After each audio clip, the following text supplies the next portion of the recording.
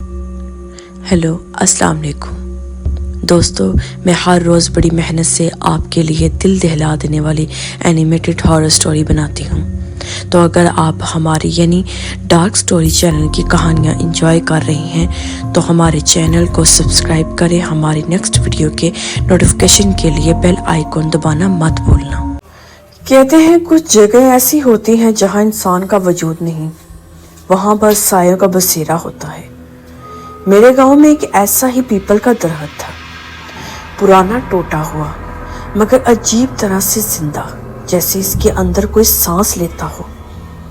گاؤں والے اسے بھوت والا پیڑ کہتے تھے۔ کوئی اس کے نیچے سے رات کے وقت گزرتا نہیں تھا۔ بوڑھی عورتیں کہتی تھی کہ اس درخت میں ایک عورت کا سایہ بسا ہوا ہے، وہ عورت جو کبھی انسان تھی مگر اب کچھ اور بن چکی ہے۔ میں شہر سے گاؤں اپنے نانا کے گھر آیا تھا۔ گاؤں کی راتیں مجھ پر سکون لگتی تھی، مگر ایک بات تھی، ہر رات ہوا چلتی تو پیپل کے درخت کے پتوں سے عجیب سے سرگوشیاں سنائی دیتی، کبھی کسی کے رونے جیسی، کبھی کسی کے ہنسنے جیسی۔ ایک رات میں نے نانا سے پوچھا، نانا یہ پیپل کے درخت سے ہر رات آوازیں کیوں آتی ہیں؟ گہری سانس لیے اور بولی، بیٹا اس درخت کے پاس کبھی مت جانا، وہاں ایک عورت کا خون سوکھا ہوا ہے، اس کی روح کو آج تک چین نہیں ملا۔ میں ہنس پڑا، نانا یہ سب پرانی کہانیاں ہیں، اب بھلا کسی درخت میں بھوت کہاں رہتا ہے؟ نانا نے میری آنکھوں میں دیکھا اور بولے، اگر یقین نہیں تو جا کے دیکھ لے، مگر یاد رکھنا جو اس درخت کے نیچے رات 12 بجے جاتا ہے وہ کبھی واپس نہیں آتا۔ اسی رات میرے اندر ایک ضد جاگی، میں نے سوچا آج دیکھتا ہوں آخر کیا راز ہے اس پیپل کے پیڑ کا۔ رات کے 12 بجنے میں 10 منٹ باقی تھے، ہاتھ میں لالٹین لی اور درخت کی طرف چل پڑا۔ راستہ سنسان تھا، کتے بھی بھونکنا چھوڑ چکے تھے، ہوا ٹھنڈی تھی مگر دل میں ایک عجیب سا بوجھ تھا۔ جیسے ہی میں درخت کے پاس پہنچا، ہوا رک گئی، ہر چیز ساکن۔ میں نے لالٹین اونچی کی،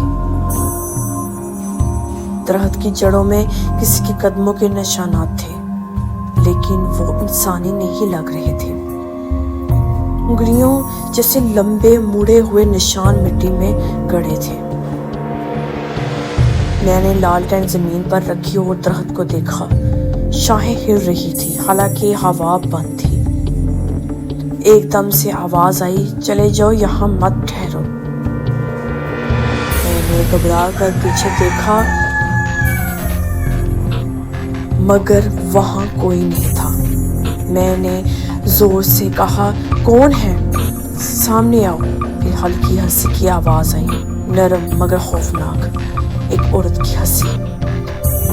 لالٹین کی روشنی کانپنے لگی، میں نے اوپر دیکھا، درخت کی ایک شاخ پر ایک عورت بیٹھی تھی، اس کے بال زمین تک لٹک رہے تھے، آنکھیں لال آگ کی طرح جل رہی تھی، اس کے ہونٹوں سے خون بہہ رہا تھا۔ میں نے پیچھے ہٹنے کی کوشش کی مگر میرے قدم جم گئے۔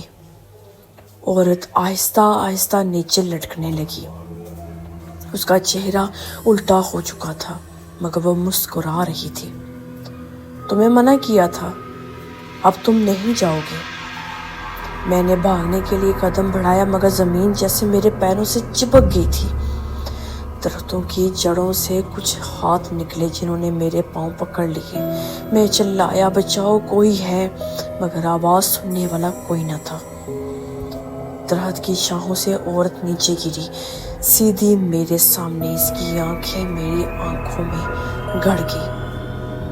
میں نے اپنا چہرہ چھوا اور اس کا ہاتھ برف سے بھی زیادہ ٹھنڈا تھا۔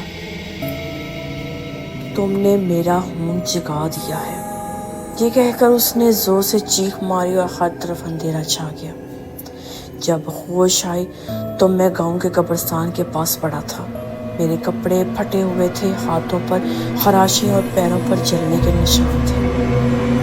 میں بھاگتا ہوا گھر آیا مگر نانا دروازے پر کھڑے تھے۔ ان کے چہرے پر کوئی حیرت نہیں تھی۔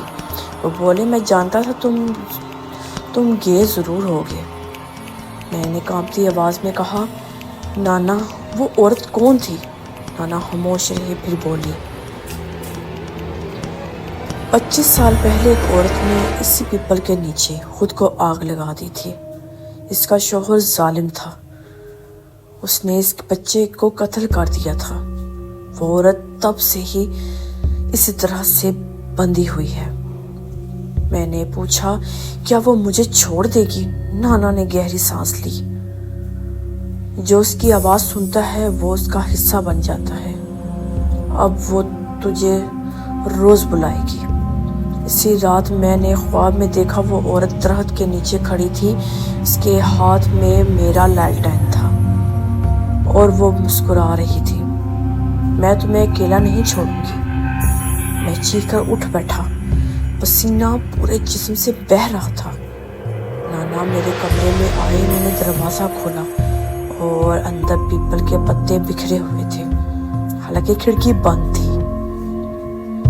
اگلے دن نانا نے گاؤں کے امام کو بلایا۔ انہوں نے قرآن پڑھ کر پانی دم کر کے دیا، مگر جیسے ہی وہ درخت کے پاس پہنچے قرآن زمین پر گر گیا۔ نعوذ باللہ۔ درخت کی شاخوں سے خون کے قطرے ٹپکنے لگے۔ امام صاحب پیچھے ہٹے اور بولے، یہ انسان نہیں، یہ جن کا کام ہے۔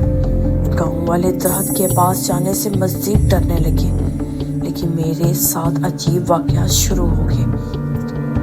رات کو دروازے خود کھل جاتے، میرے کان کے قریب کوئی سانس لیتا، کبھی کوئی میرا نام پکارتا، اور جب میں پلٹ کر دیکھتا وہاں کچھ نہیں ہوتا۔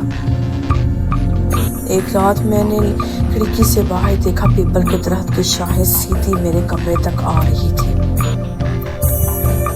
ان پر وہ عورت لٹکی رہتی تھی، مسکراتی ہوئی۔ میں نے آنکھیں بند کر لی، مگر آواز آئی، واپس آؤ، میرا وعدہ پورا کرو۔ میں اب سمجھ چکا تھا، اس رات درخت کے نیچے جا کر میں نے کبھی جگایا تھا ایک ایسی روح جو اب میرے ساتھ بندھی ہوتی تھی۔ نانا نے کہا، ایک ہی راستہ ہے، درخت کو جلانا پڑے گا۔ اگلی رات ہم نے درخت کے ارد گرد تیل چھڑکا، نانا نے دعا پڑھی، میں نے دیا جلایا۔ جیسے ہی آگ بھڑکی، درخت سے چیخیں بلند ہوئی، ایسی چیخیں جو کسی انسان کی نہیں تھی۔ ہوا تیز ہوئی، آگ پھیل گئی اور درخت جلنے لگا۔ میں نے سوچا سب ختم ہو گیا، مگر تب اچانک درخت کے بیچوں بیچ وہ عورت نظر آئی، جلتی ہوئی مگر زندہ۔ وہ ہنسی اور بولی، میری آگ سے مجھے مارو گے؟ یہ آگ تو میری ہے۔ یہ درخت کے ساتھ ہی زمین پھٹ گئی۔ آگ کے اندر سے ایک سیاہ سایہ نکلا، جس نے نانا کو اپنی لپیٹ میں لے لیا۔ میں چیخا، مگر وہ لمحے میں جل کر راکھ ہو گیا۔ میں زمین پر گرا رونے لگا۔ سایہ میرے قریب آیا، اس نے کہا، اب تو اکیلا ہے، چل میرے ساتھ۔ میں نے آنکھیں بند کر لی، کچھ پڑھنے لگا۔ سایہ چیخا، پیچھے ہٹا اور غائب ہو گیا۔